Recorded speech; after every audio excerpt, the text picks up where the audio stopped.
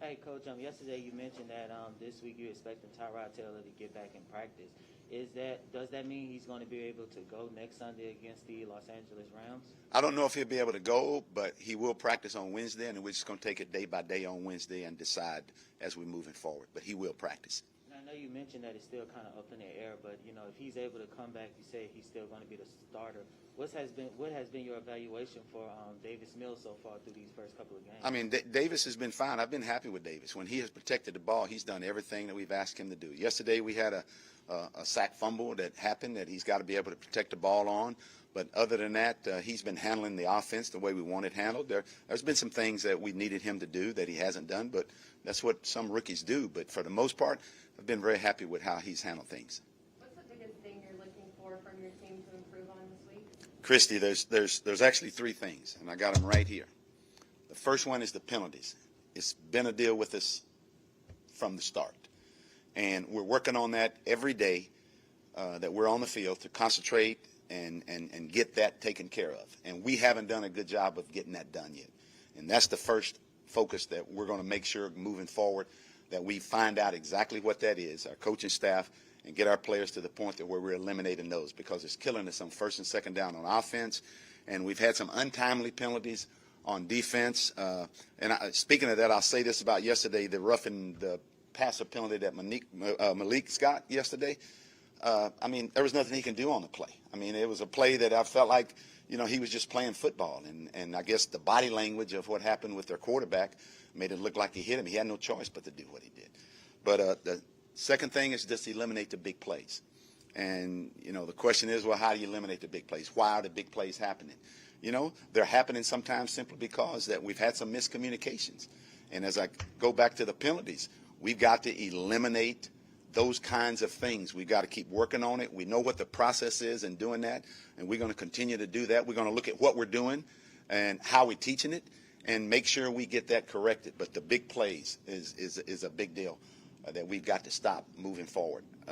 And the next thing is tackling. We have not tackled very well, whether it's on special teams or on defense. We've got to be better at tackling. Some of those big plays are happening. We're having them for short gains, and they're getting big gains because we're missing tackles. And, again, those three things are the big three things that moving forward that we're going to make sure we take care of. So last Monday you were talking a lot about the penalties and how upset you were with them. Is it frustrating to you that it's like week after week you're still having to address the same issue?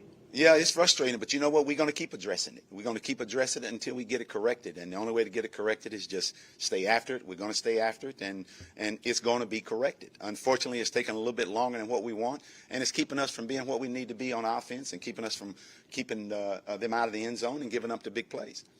Have you, now that Nico's been back for a little while, have you seen progress with him as a rookie? I've seen progress with him. He had a drop yesterday that uncharacteristic of him, but overall, he's doing exactly what we expected from him. And hopefully, as we move forward, he becomes more involved and doing the things that we want him to do. And as we get better offensively, all across the board, people will start to play better and do better things for us.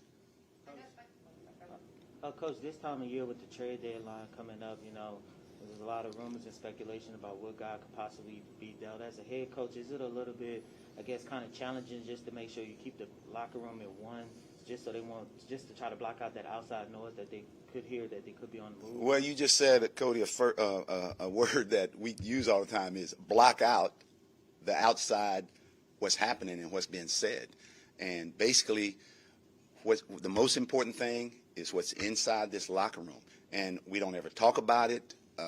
We basically just try to do the things that I just mentioned that we talked here that we got to get better on. Eliminate the penalties, the big plays, and the tackling. And we do that, and that's all our discussion is, and that's all we ever hear about in our dressing room. I know that you've been happy with Davis and his work, but if Tyrod is able to come back this week, how much of a boost would it be for this team as you're trying to break out of the skid?